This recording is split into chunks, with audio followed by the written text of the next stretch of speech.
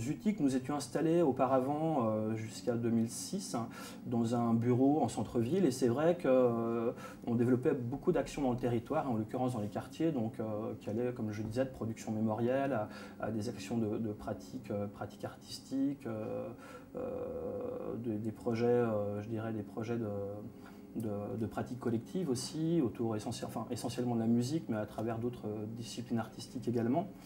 Et, et on se rendait compte qu'en fait, on s'adressait à un public, les usagers de ces actions, qu'on ne connaissait pas et qui ne nous connaissaient pas non plus, quoi.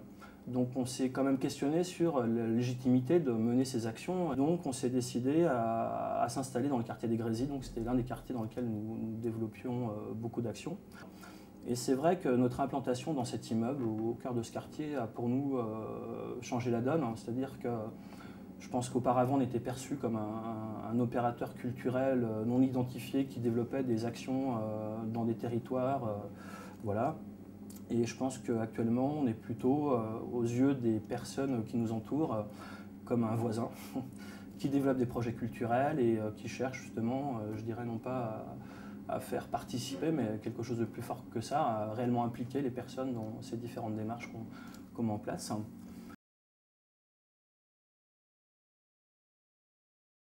Dans ce genre de contexte, on peut pas créer l'extraordinaire avant de gérer l'ordinaire, quoi. Et je dirais que tous les échanges qu'on peut avoir avec les gens de l'immeuble sont principalement des échanges sur l'ordinaire et le quotidien. Voilà, sur l'immeuble, sur ce qui se passe dans le quartier, voilà. Et je dirais que c'est cette gestion de l'ordinaire qui nous a permis d'aller un peu plus loin que toutes ces personnes qui nous entourent et de créer des événements comme la Casbah Boutarik. Là, par exemple, actuellement, on a monté un collectif, donc c'est une cinquantaine de familles, enfin de représentants de familles de l'immeuble qui sont associés à l'association La Coursive pour porter un projet dans le cadre des budgets participatifs de la ville pour faire un aménagement de l'esplanade de 4000 m² qui est au pied de l'immeuble. Donc là, c'est les salariés de la structure qui sont allés présenter avec des habitants de l'immeuble le projet devant les commissions de quartier. Et donc le projet a fonctionné. Donc on a eu une aide dans ce cadre-là pour développer des jardins collectifs au pied de l'immeuble, un parcours floral au pied de l'immeuble avec une paysagiste. Voilà. C'est-à-dire qu'on est arrivé dans l'immeuble, on a fait du lien social. De là, on a développé des actions avec des gens qu'on a rencontrés dans l'immeuble. Et après, on réfléchit, on fait venir des gens, enfin des équipes, et après, avec ces équipes, on réfléchit à un projet global et voire un équipement structurant, quoi. C'est-à-dire qu'on ne fait pas un équipement structurant.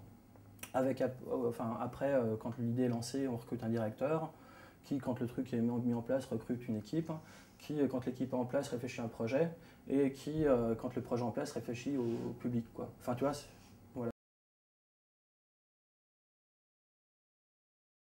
Avec Jean-Claude Girard de l'OPAC, nous avons essayé justement de proposer un projet un peu alternatif, et donc un projet de recyclage immobilier de ce bâtiment.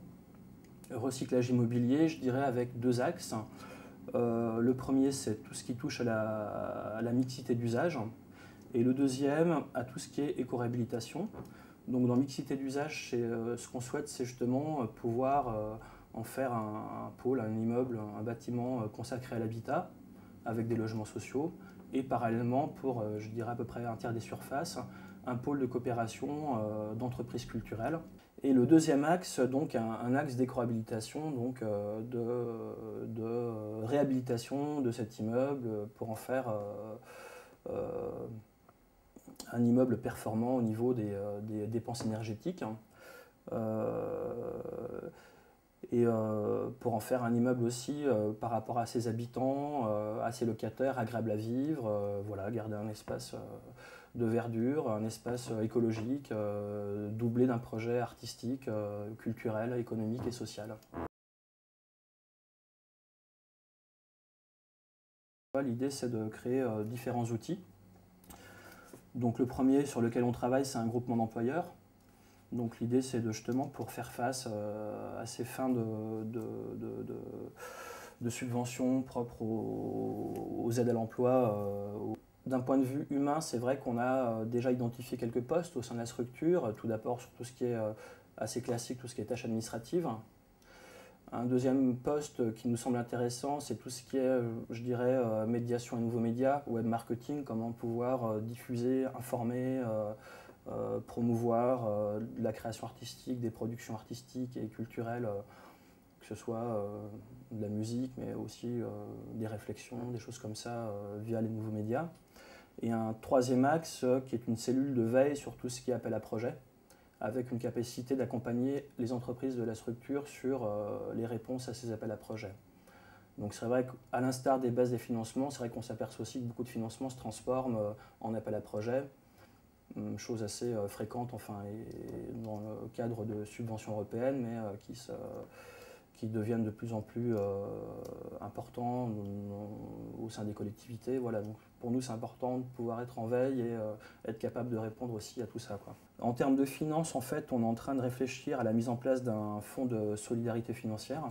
L'immeuble dans lequel on est et le quartier dans lequel l'immeuble est installé se trouvent à proximité d'une grande zone d'activité économique à Dijon, qui regroupe 18 000 salariés, 400 entreprises. Et au sein de cette zone, par exemple, on a rencontré un gros cabinet d'expertise comptable, consultants sur tout ce qui est gestion sociale, financière, etc.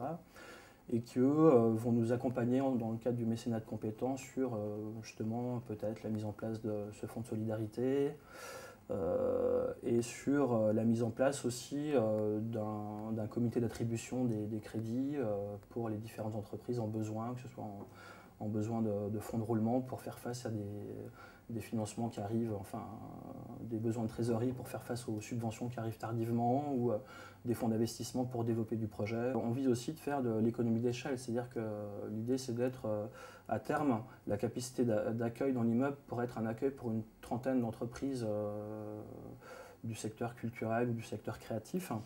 Et donc l'idée c'est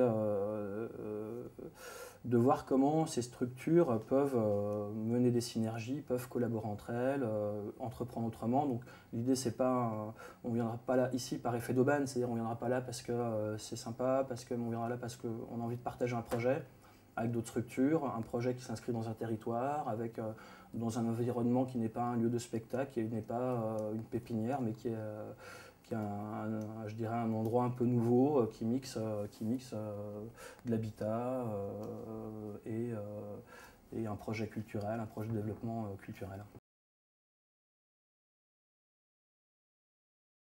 Ce qui est intéressant, c'est qu'on a pu casser les barrières sectorielles.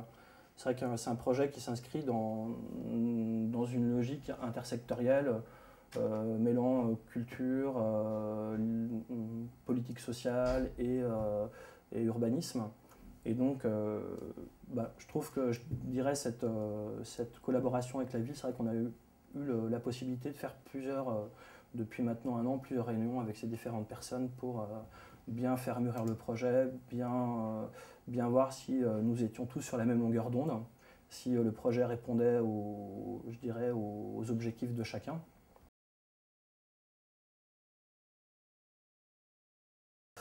Donc la charte de coopération, en fait, l'idée c'est de mettre une charte pour éviter que des structures viennent ici par effet d'aubaine, hein, parce que c'est sympa, parce que c'est pas cher, parce que je ne sais quoi, mais plutôt pour inviter les gens à venir s'inscrire dans un projet global, dans un projet collectif, et dans un projet où l'idée c'est de valoriser les transferts de compétences, le